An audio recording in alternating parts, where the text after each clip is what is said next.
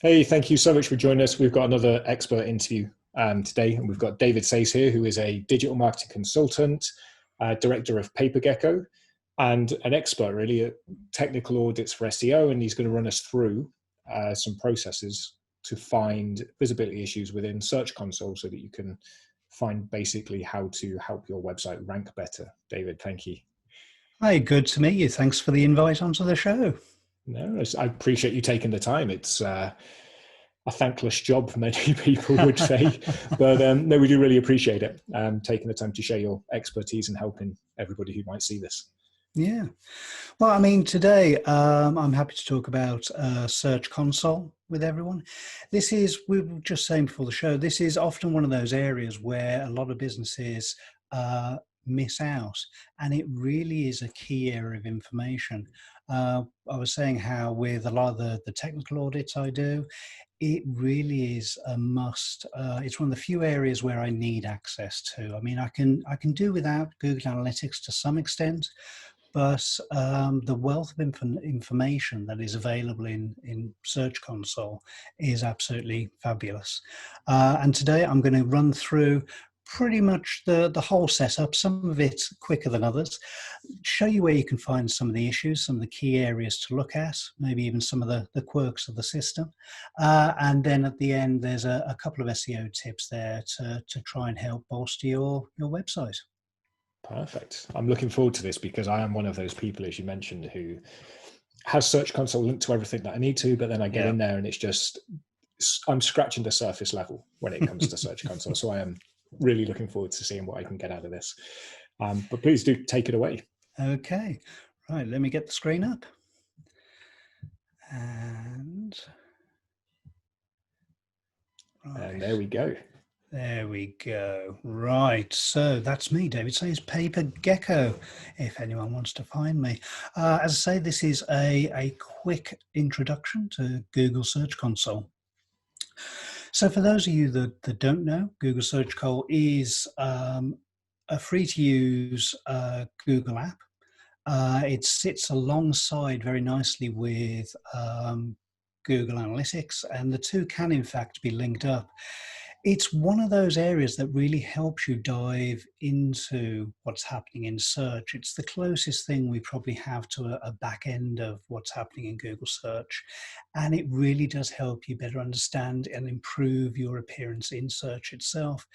It's also a great place to find issues and errors. It's not a ranking factor. You don't have to use it.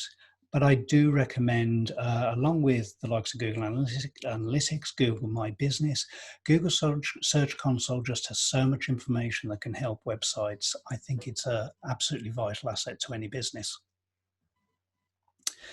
Setting up, if you haven't done already, is pretty straightforward. There's actually a couple of methods to do this. One is through the wider domain. This is a little bit more technical. You will need access to, I think it's the MX records, which your hosting provider will allow you access to. Often, most people use the URL prefix. This gives you a few more options, such as adding a distinct page of HTML to verify your website, or more often, it's a meta tag. If you use WordPress, if you use the Yoast plugin, there's a simple box you can add this information into, and very quickly it will confirm validation of your website and you'll start seeing data. One thing I will point out just before we start is the data within Google Search Console generally runs a few days behind, so it can take a little bit of time. Once you're all set up though, this is the sort of information you're going to see. Now this is one of my own websites, a bit of an older one, so a few surprises for myself along the way here, I'll be honest. This is the overview page. This is the first thing you're going to see, and it's great because straight away you've got an idea of performance coverage and enhancements, and we'll go into those in a little bit more depth. But straight away you get an idea of how often you're appearing in search and any vital issues that you need to jump onto straight away. With the performance tab, this is a great one to really get an idea of what's happening within your website. You can find the terms that you're being most seen for within within Google, not necessarily clicked on. So at the top there, you have these boxes: total clicks, total impressions, average CTR, and average position. Those are active, so you can click on those and show whatever data you want to show, and the chart and the table beneath will both change in line with that. So the total clicks, that's of course where you've appeared in a search result and somebody has clicked on that link, come through to your website. The impressions are where you've just simply been seen on the page and not necessarily somebody has clicked through to the website. The click-through rate, and we'll come into this in a little bit more depth. Mine there is not very good at all, but it's for a large website. So, you know, it gives you an idea of how often of those impressions somebody's clicking and coming through to your website. And the average position is very much an average, but still they work as a great guide.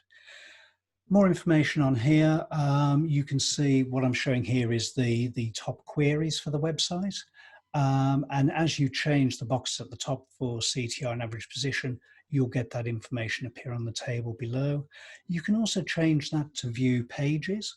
You can see what countries you're most popular in, especially if you operate across Europe or in the UK and US. You get a real sense of what people are searching for across the different areas. And like countries, you can also check on devices as well. Some websites tend to find they are more popular on mobile, sometimes others are desktop, and it's a great way to find out what is actually working for you. All of this data can be filtered and manipulated and changed around. You can also download a lot of the data. And as we said earlier, a lot of this information can actually be pulled into other software as well and used alongside analytics and more information as well. URL inspection. Now this is down to actual page level information. So if you've got pages on your website, you want to make sure that Google has actually been finding your website. This is where you can find that out. And you can use the link on the left-hand side of the page, or you can simply use the toolbar at the top and add the URL in there. This will show you whether your website has been crawled, submitted, indexed into Google, and any errors that show up. The example here, I can see that with this page, it was last crawled the end of October, which is pretty recent. Crawled as, you see Googlebot smartphone. The majority of websites now are being crawled in a mobile fashion. So it's very important that you are mobile ready with your website. We can also see there that the page fetch was successful and indexing is allowed, which is very important. So all in all, you see the green ticks, everything's looking good. If you start seeing the exclamation marks in red, then's the time to worry. The page also shows, it doesn't show in this example, but below there we get some information around what's called core web vitals. And I'll touch on that a little bit later as well, but that's about the performance for the user on your website. One little thing to note here is there's a button grayed out at the top of the page there, request indexing. Now, normally when you make an update to a page, I would generally come into Google Search Console and just double check that the Googlebot has come in, crawled the latest page, and the newest information is available for search online. However, Google's having a few issues at the moment, and they have grayed that button out. That's been offline now for about a week or two. They say it should be back up and running in a few weeks. We shall wait and see. You never get too much information from Google, unfortunately. The coverage report. Now, this is really when you dive into the health of your website. You get a really good idea of what is visible, what isn't visible, and it gives you a whole lot of details about any errors and issues that will be found across your website that may stop your pages or even the website as a whole showing up in Google search. The top boxes there, very similar to the pages that we saw before. They're all interactive. You have errors, valid with warning, valid, and excluded. Generally excluded is a lot of the files and behind the scenes pages of the website, but it's always worth having a look at that. The errors, if you have anything seriously wrong with your website, those will be marked up here. Those are pages that will not be appearing in search. So those are very important to have a look at. Try and find why those pages are not displaying correctly. And Google will give you at least some guidance to find those areas of issue within this page. Valid without warnings, that's an interesting one. It's one of those where the page may be shown but may still have some issues. And I think quite often we're seeing this with schema, with some of the markup data that's being put into the website. It does throw out some warnings. Sometimes those are not something to be too concerned with. Other times they're a great opportunity to fix a page on the website. You can see in the details below the sort of information that it does give you, and it really will give you quite a bit of information. And clicking on all of those types of coverage issues, you'll soon see the pages and get even more information on what's happening there. So with the likes of page not found, I can see there's 15 pages there that are causing some concern. Easy enough to click on that, discover those 15 pages, and just see what's happening with those. Have the pages fallen off the website for some reason? Does a 301 redirect need to be put into place? Or do I need to add a what's called a 410 to say, no, that page has gone forever? So there's a lot of information to be gathered from that page on the wider health of the website. So can I ask, so for the not found the 404, so if you were to click on that, it would give you the full URL of basically what it hit before it hit the 404, so that you could backtrack it to find the issue. Yeah, exactly. It will show you those 15 pages that just are throwing up that 404 issue. So, you know, the granularity of this report, it really does go in quite deep.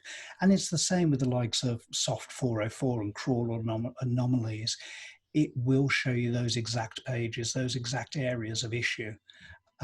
So you can dive in and find out more about what's going on.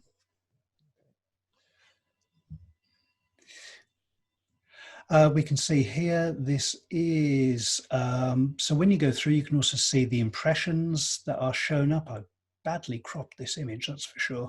And you can also see actually when errors start occurring, how the blue line changes. That's the impressions, how often your page is showing up within search. These are some of the other issues that may show up. So one other important one is server error, 500 error. So that's something more functional with the server side of your website, which is often down to the hosting side.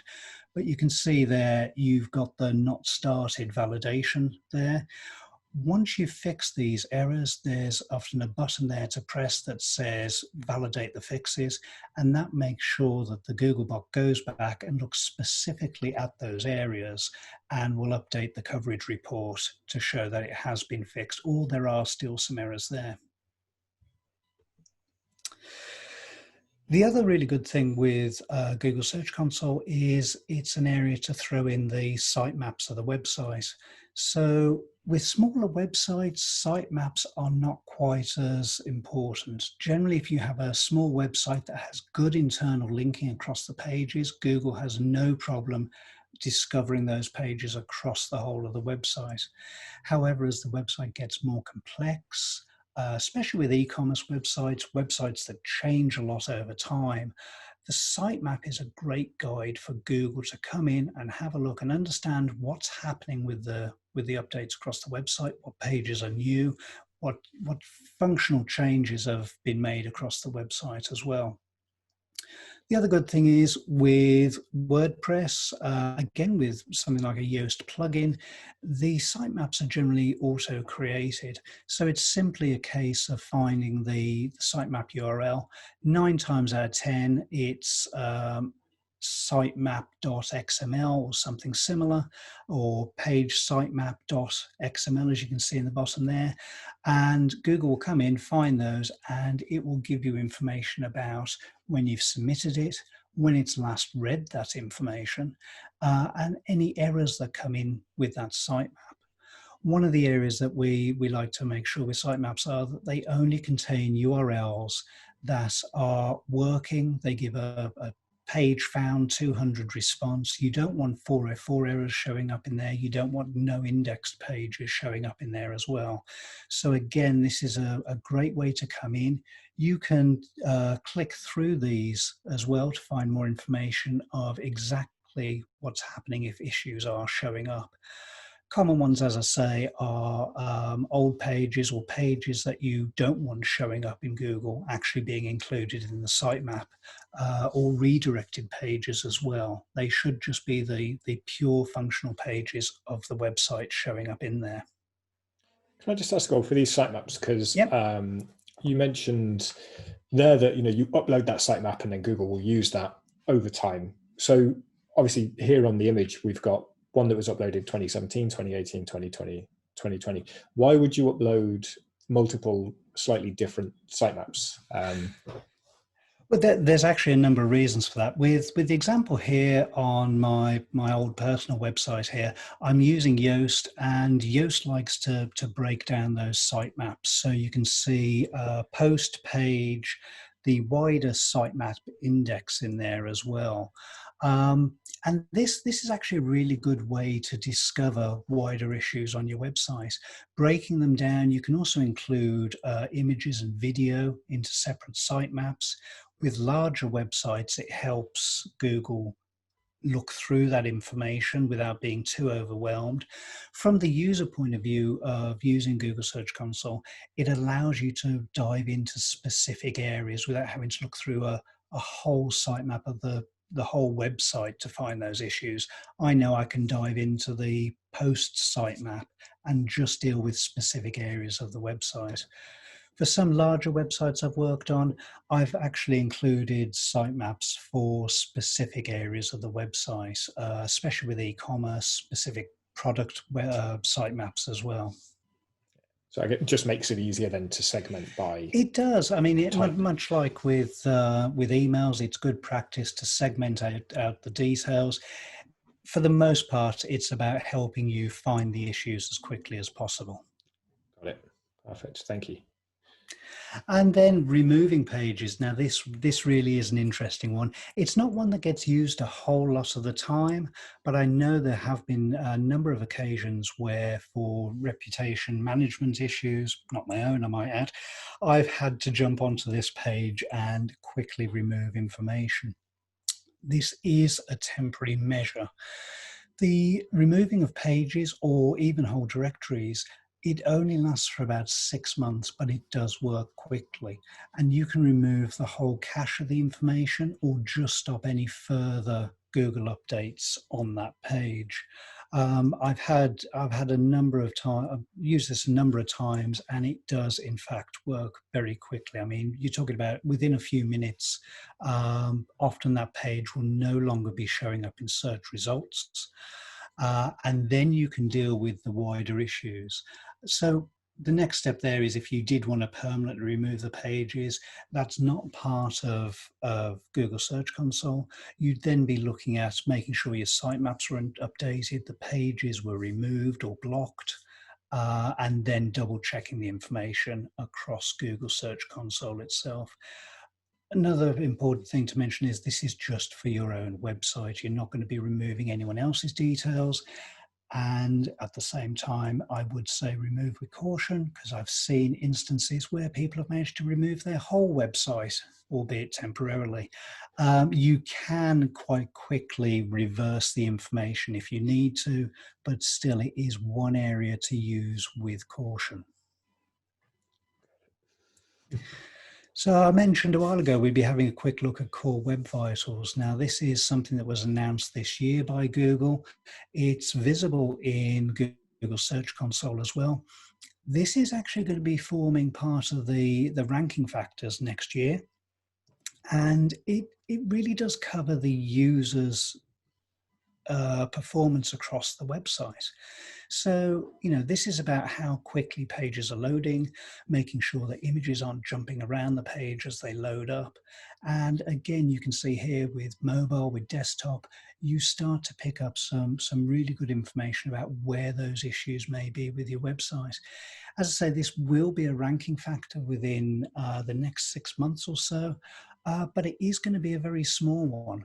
It's not going to cause massive flux across ranking, but it's definitely a good time to start getting your website in order and a very good page to check and see what is happening across those pages. As you can see here, this is an example of pages that do have issues. There's the CLS and the LCP, and I'm desperately trying to remember what those are. It's generally to do with page size and how quickly the page loads. And I have to say, with a lot of the audits that I've run over time, the size of images on pages, they should really be sized and optimized before they go onto your website. Otherwise, I've seen instances where a small thumbnail on a web page has actually been 5 megabytes in size and really caused speed issues across that website. It's generally said that you have about 3, 4, 5 seconds before your users start to drop off, and that drop off can be up to about, they say, about 50% once it hits that 5-6 second mark. The speed metrics for Core Web Vitals generally are around 2.5, 3 seconds to get that page loaded and make sure it's functional for the user. And then slow websites, you mentioned that people drop off there, but is that also used as a ranking factor? So the slower your page is, the less likely you are to get pumped up? It is. I mean, Core Web Vitals actually forms part of a wider family of the Web Vitals range, which include the HTTPS, security, and wider page speed as well, site speed. I have seen evidence that just a small number of very slow loading pages on a website can actually have a ranking impact across the whole of the website. So that's very much something to bear in mind. It's basically about giving the user the best possible experience you can. Yeah. And moving on with that, the other area is, of course, mobile usability.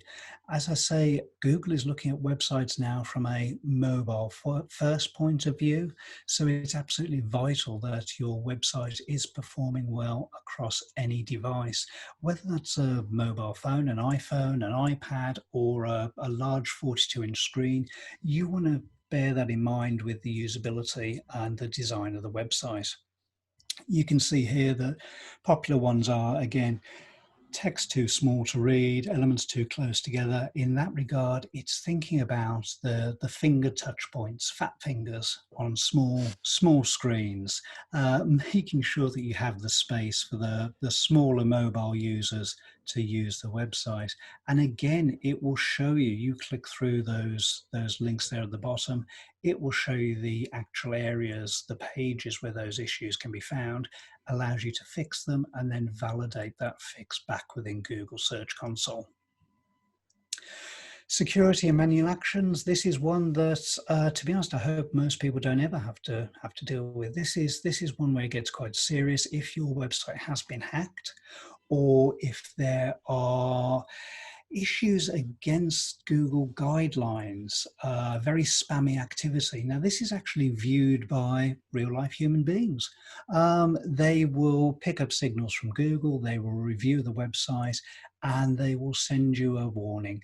That will come through from Google Search Console. You will generally get an email on the first visibility of such an issue. If that is then cleared up and there's a second issue, you may get a second email, but it's worth checking once in a while to see if there are any issues with your website there. It doesn't happen very often, but if it does, this is the place where you need to start investigating that and looking at how you can fix that. If your website is hacked, one thing that's very important to remember is it will often show up in the search results when people are searching on your brand. And I've worked with a few clients where you've gone onto Google, you've searched their brand on there, and it returns the web page, which looks great. And then underneath in big red letters, it says, "We think this web page has been hacked," which, to be honest, isn't great for brand reputation. So definitely one to keep an eye on. Yeah, I've had a client that was hacked as well, and it was such a pain to get fixed because the amount of damage that the hackers did and the amount of action that they took on the website was huge. It took a long time. It can be, and I've seen issues with hacking and spamming where, at its worst, absolute worst case, it's been a case of ditching the website, getting a new domain, and pretty much starting from scratch. So that's what we had to do. Right. Okay. There was hundreds of new pages that would just redirect to other things that had nothing to do, and it's horrible because you spend so much time looking into it, and then you reach that point where you just go, "Nope, that's it. We got to start over," and that is very, very painful. But there is a lot of help and support with the Google help pages, and people that can help, and more often than not you can recover from those issues. But yes, there are occasions where it just goes too far. Within Google Search Console, there are a number of slightly different areas. Now, the Google Search Console changed a few years back. It used to be Google Webmaster Tools, and there was quite a transition period during that time. And there are a few things that still hark back to what was available then, and they haven't fully been integrated into what I'm still calling the new Google Search Console at the moment. One of those is international targeting. Now, this can be done at a page level with hreflang if you're dealing with countries and specific languages that you need to target. But you can also use this international targeting to give Google a little help and say, look, actually, I'm just targeting people in the UK or the US. And Google takes this as a hint, and it can help you with those local environments. The crawl status report as well. This is an interesting one. It's a nice little graph covering the last 90 days to show the activity of the little Google bot traveling through your website. Again, it's a legacy tool. I'm not too sure what's going to be happening with this over time. Hopefully something like this or this will be brought into the Google Search Console properly. It's interesting. It shows, as you can see there, pages crawled per day, the amount of data that it's been viewing, and the time it's spent doing the crawling across your website. And quite often you see some spikes or dips in there. You can start to get a sense of some issues coming up.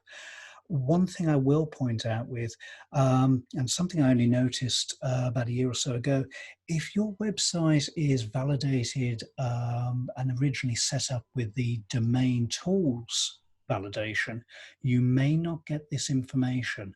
So this is one of those things where setting up via the URL, the meta tags or HTML page, as I said at the very beginning, actually could be beneficial and will help you see this data.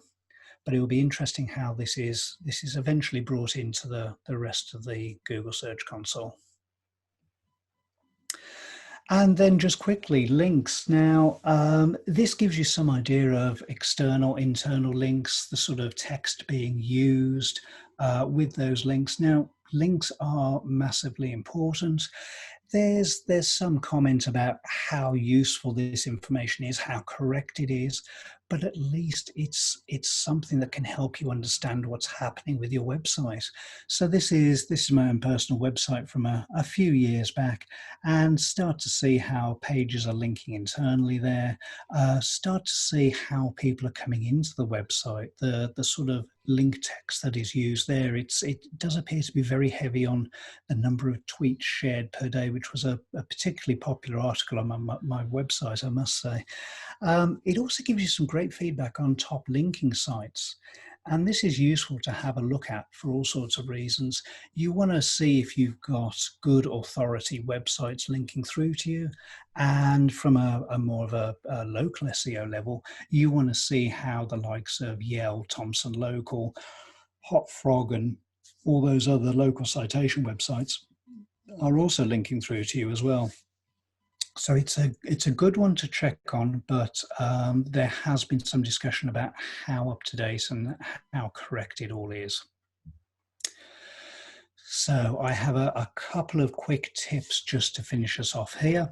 One thing I want to briefly talk about before I go into this is how Google search works from a sort of a business point of view. So this is the Google click-through rate for organic. And what you see there, the numbers on the left-hand side there are the position of ranking.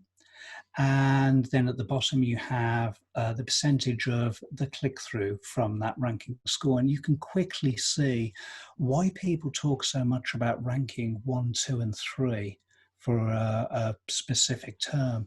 Now, these are industry averages, and it may fall somewhere more between 20 and 40% for that number one, but you see how quickly it drops down to that 2.6 in the number 10 position, and I would generally say it's somewhere between 1.5% and 2.5% by that time. Strangely enough, it does go up slightly at the top of page 2, but once you're on page 2, you'll be lucky to get anything over about 1.5% of users actually clicking on those links. This is also a difficult one as the search results pages change. We're seeing more information on there, let alone the advertising that can appear on the top of the pages and push you down. There's also featured snippets. There's various video consoles that can appear and give information. So sometimes it isn't just looking at that number one spot, but looking at opportunities to gain a featured snippet or other useful information that comes up on top. So a quick tip here to have a look for underperforming keywords. And again, this is having a look and using Google Search Console, and we're having a look here at the, oh God, which page is it? The Performance tab.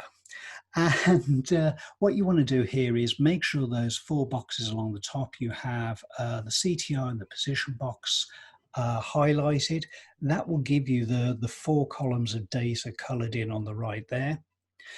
You can then use the filtering, and I would generally say set a position filter for less than 7. So it won't pick up anything at the very bottom of that first page, but it will pick up the higher ups. And then get the positions to be shown in, should be descending order, not depending order. That's my lovely spell check messing up. And then start having a look and see what sort of information is coming out, where you can make some updates and changes. Having a look at this here, you can see this is looking at an average position of 6.9 through 6.1. You can see impressions are unfortunately very low for my website, which is a crying shame. But you start to see some of the search terms and what's happening there. Daily tweets, most tweeted per second, you know, having a look around and trying to see if there's any opportunities there. I did find a couple a little further down. Now these are in a position average of around 4. And here I can see that the horribly competitive Digital Marketing Consultant London, I'm only in an average of 4, which is very embarrassing. There is a large amount of impressions coming through for that search term, but the click-through rate is very low. So you really want to now dive into, have a look and see what page is giving that ranking. There's a page on my website dedicated to that search term. Is that page giving enough information? Is the meta description the best it can be to draw somebody through from seeing it in the search results page through to the website itself? And then of course, review it in Google itself.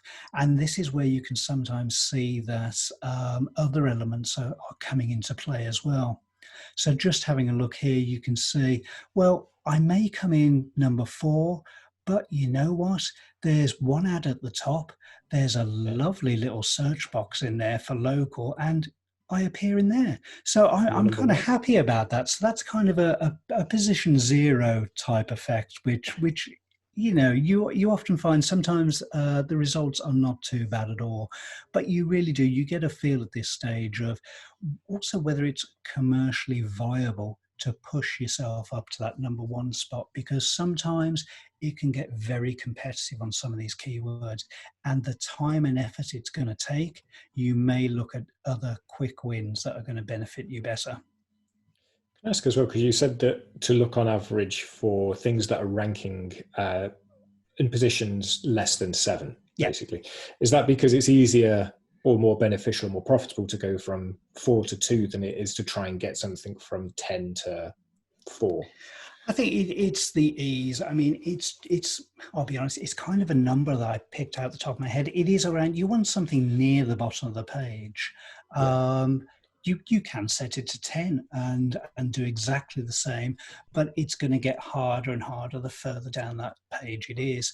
So picking somewhere around that 6, 7, 8 mark, it makes it just that little bit easier to push it up. And as you saw originally with the CTR.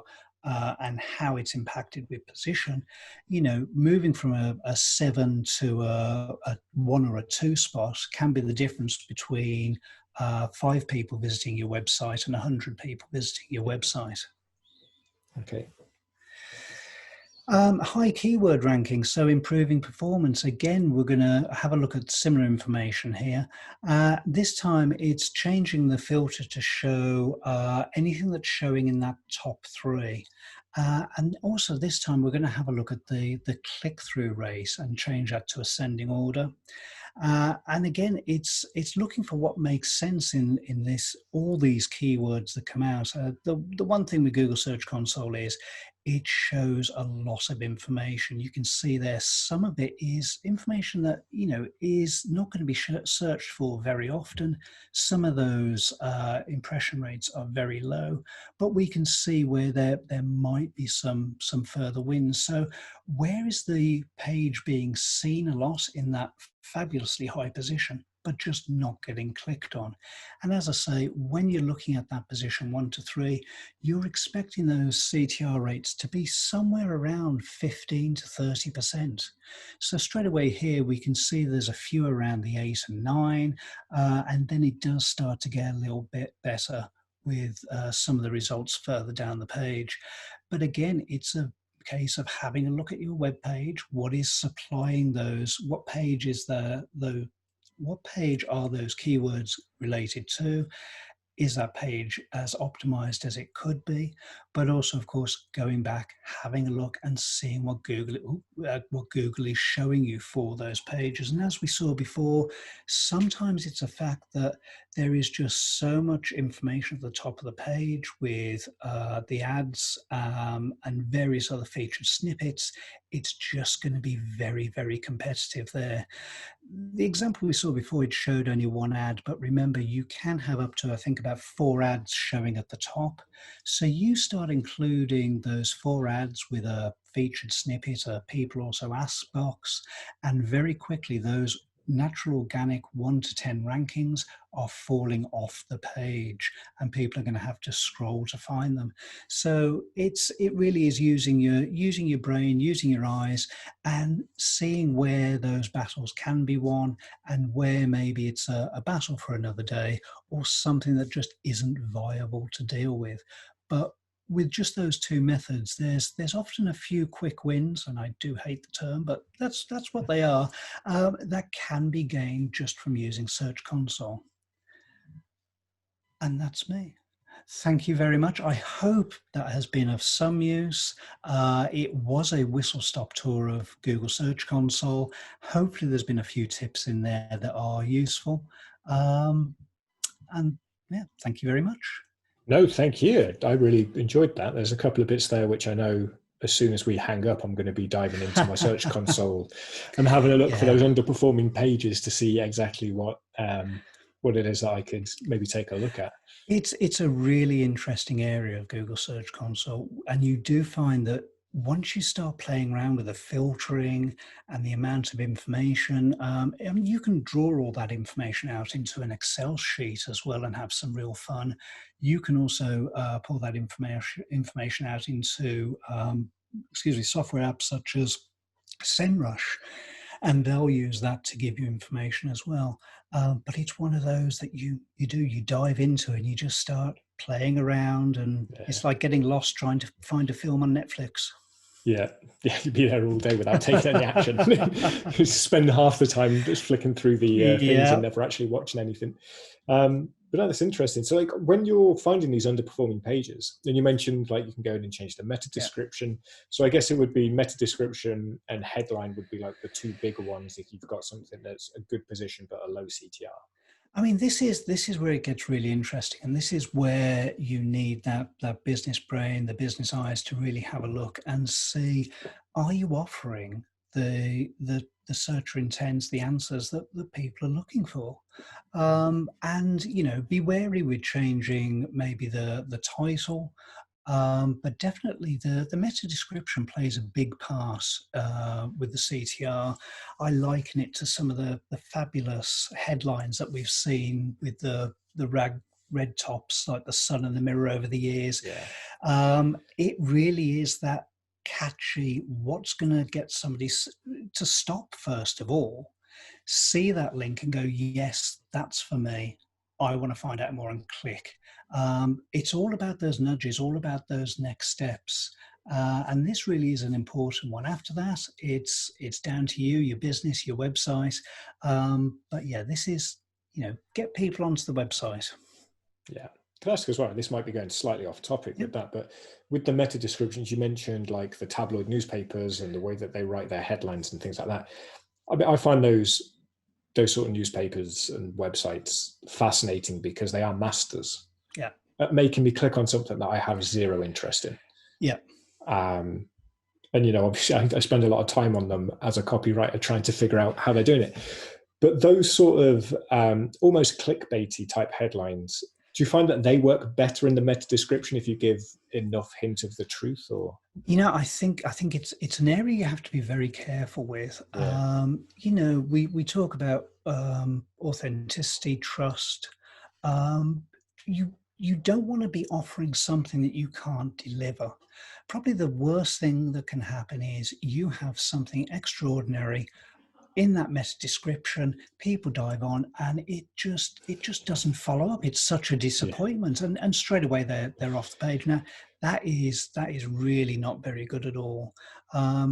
It's a craft. It's the copywriting craft. It's thinking you've got a limited amount of information, and you don't always have the. Sometimes Google will change it. So it doesn't happen. Well, depending on what industry you're in, who you talk to, it could be 60% of the time, it could be 20% of the time. Google will find something it thinks is better for you. Sometimes that may well be the case.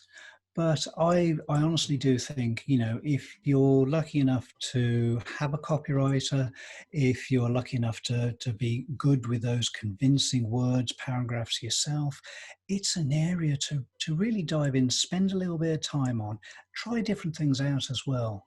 How best can you describe how good their experience will be? The fact that you've answered their question, you're delivering what they're after. Coming through to that website, you have something like, I think it's around 150 characters to play with. That does vary with Google. Sometimes they change the goalpost there, but it's an easy one. You can make sure you're in private mode on your browser, dive in, start having a look at some of that information yourself. You can use the cite command as well. If in Google you type cite : and your URL, it will just show what is in the index for that website. Most importantly, it will show titles, meta descriptions, and you'll get a good feel of what it's like for the user, really. That's good. I didn't know about the. It's a good point to put the cite : the head, I guess the primary URL, and then get a list down so you can have a look. If there's the underperforming page, you could just get that list and see why. It's interesting. So I think I know what I'm doing with my afternoon. Well, it's funny. I recently wrote a blog on my website. The sort of things that you can do using Google Search Console, and just Google itself to really get an idea of the health of your website. And there's a few other examples in there about how you can use this site command function. One of my favorites is you can also get it to check if there's any Excel or PDFs or docs on your website being shown. Now, in the past, I've seen this show up all sorts of horribly sensitive information that has just sort of been left on a website. So that's definitely something because I know to people have done similar things to get past email gated PDFs that are hosted on the website. But that's a very good point, actually. If there are internal documents that are up there, that is a good way to find them. Wow. So that could be dangerous. Definitely another one to look at. Yeah. But no, thank you so much for your time. It's been really enlightening. What are the best ways that people can find and connect with you? Well, you can find me pretty much daily on LinkedIn. I'm available there, or you can come on to papergecko.com. I'm also paper_gecko on Twitter, or just type David Sayce into Google, and hopefully I'm somewhere near the top there. I damn well should be. Proof of concept of everything that you're teaching. Yeah, I've done it now. Yeah. Perfect. Well, we'll add links to everything as well below the video. But again, thank you for taking the time. Really appreciate this. And hopefully everybody's got something that they can go and implement immediately in Search Console, because I know that's where I'm going to be heading this afternoon to try some things out. But again, thank you very much. You're welcome. Cheers. Cheers.